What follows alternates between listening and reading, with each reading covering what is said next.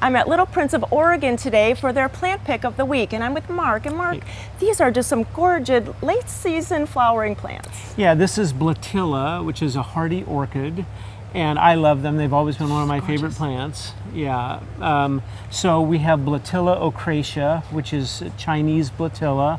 Beautiful yellow. And we have, this is Blatilla Yokohama Kate and Blatilla Yokohama, and the only difference between the two is Kate is just a little bit bigger, a little taller, a little bit bigger flowers, but they're both stunning plants in the garden. And so how could we grow them in our gardens? So they should be in partial sun, fairly well-drained soil, and they will bloom from June to July. Wow.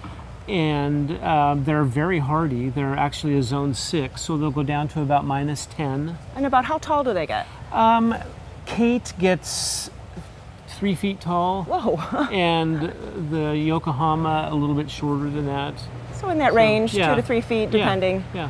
And so will they tiller out? Will you get like a little stand of them? You will. Actually, you'll see the little corms here. I don't know if you can get a close-up of that, but this will hold itself up above the ground. They like well-drained soil. And so you'll end up with just an expanding clump of them over time, and they're very cool. I love this color. Oh my gosh, they're really so unique. But you have another unique one to show us, and let's go over there. Okay. Mark, now these look like orchids too. What are these? They do. They actually look a lot like orchids. They're part of the lily family, actually.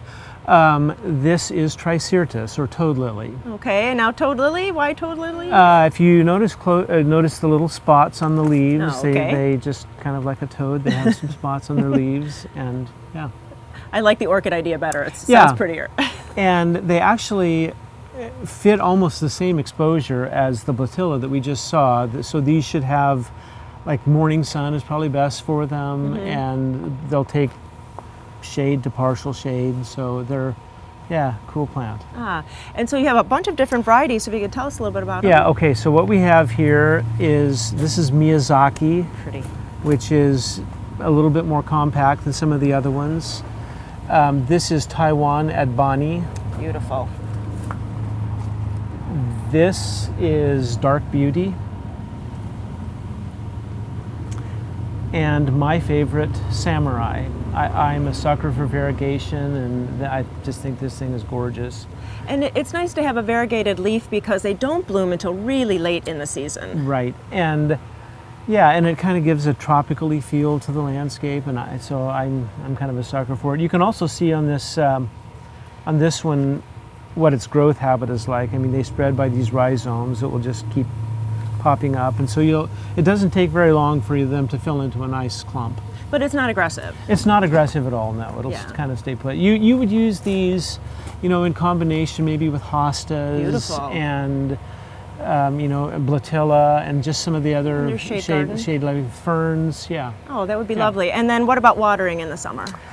They like to be in fertile, well drained, but they need to have adequate moisture. Yeah. Okay. So good deep watering and good drainage. Yeah. Well, Little Prince has a huge amount of plants that are available in your independent garden center. So go to gardentime.tv and we'll click over their website and see all the information about these plants and about where you can pick them up for your own garden this fall. Mark, thanks so much. These are gorgeous. You're welcome.